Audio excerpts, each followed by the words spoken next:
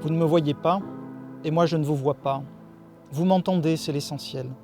J'ai l'habitude de ne pas être vu, de passer inaperçu, confiné dans mon coin, éloigné de tant de copains. J'entends parfois le bus passer. Il paraît que ce bus va à destination de Jérusalem et qu'il dessert Jéricho. Vous attendez peut-être aussi le bus qui mène à Jérusalem ? Ils arrivèrent à Jéricho.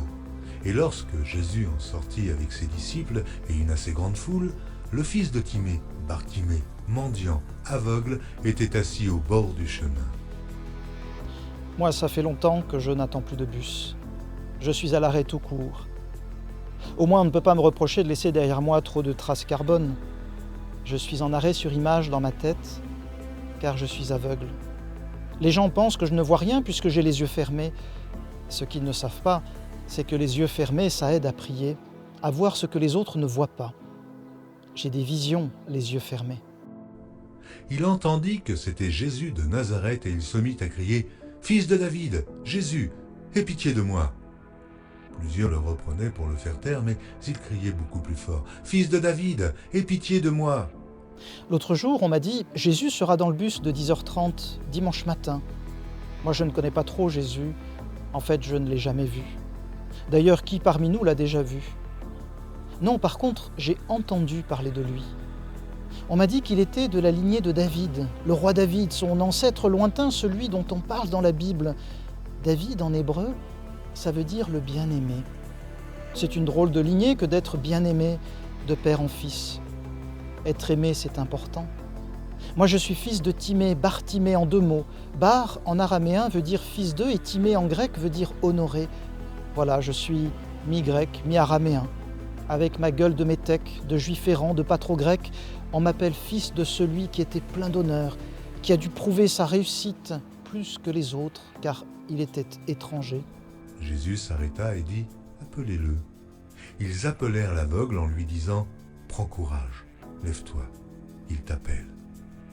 L'aveugle jeta son manteau et se levant d'un bond, vint vers Jésus. C'est lourd à porter ce nom, comme ce manteau que mon père m'a mis sur les épaules un jour. Dur surtout quand on est aveugle, qu'on n'est pas fait comme les autres, qu'on ne voit pas ce que les autres voient, quand on est différent que sa lignée, qu'on a des visions différentes. Jésus est, lui, fils d'un roi dont la royauté a pour règle d'être aimé, pas de chercher l'honneur. C'est bien différent. Jésus, prenant la parole, lui dit « Que veux-tu que je fasse ?» Rabouni, lui répondit l'aveugle, que je recouvre la vue. Mais l'autre jour, justement, en attendant le bus, quelqu'un m'a dit que Jésus a surnommé un de ses disciples son bien-aimé. Alors ça m'a fait réfléchir. J'ai réfléchi les yeux fermés, ça m'a ouvert la vue sur moi-même. Et si moi aussi je pouvais devenir un disciple bien-aimé ? Une sorte de petit David par adoption. Alors en moi, tout s'est éclairci. J'ai eu l'impression que des murailles tombaient, les murailles de Jéricho, dans la joie, l'allégresse, d'un bond, d'un seul. Mon regard a changé. Je me suis dit que j'allais essayer d'interpeller Jésus, de l'appeler, mais alors j'en appellerais à sa lignée « Fils de David ». Peut-être qu'il accepterait de me faire monter dans son bus. J'ai rêvé que j'appelais de plus en plus fort, mais la foule me disait de me taire. Elle ne voyait pas ce que j'entendais. Elle était comme une muraille. Et puis, dans ce rêve éveillé, Jésus m'appelait, moi, alors que je suis aveugle, avec mes handicaps. Et Jésus lui dit « Va, ta foi t'a sauvé. » Aussitôt, il recouvra la vue et suivit Jésus dans le chemin. Et puis, il y a eu un événement dans ce rêve fou. La foule était tout à coup redevenue à l'image de Jéricho telle qu'elle était à l'origine, la ville des palmiers, une oasis qui abreuve au milieu de mon désert, qui redonne courage, qui se fait le relais de l'appel du Seigneur.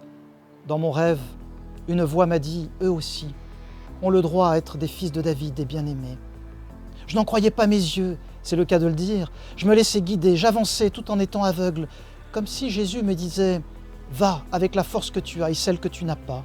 Même aveugle, tu peux me rejoindre. Aie confiance.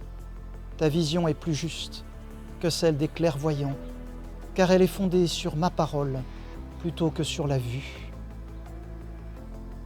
J'ai compris alors dans ce rêve que je n'ai plus à me demander pourquoi je suis là, sur cette terre, ni à justifier ma présence malgré mes infirmités. Si je suis là, c'est que Jésus m'a appelé à la vie, sur le chemin du bien-aimé, où l'amour est premier. J'ai alors rêvé que Jésus est descendu du bus, qu'il a tout arrêté pour marcher avec nous. Et si ce rêve devenait réalité, n'était-ce qu'un rêve ?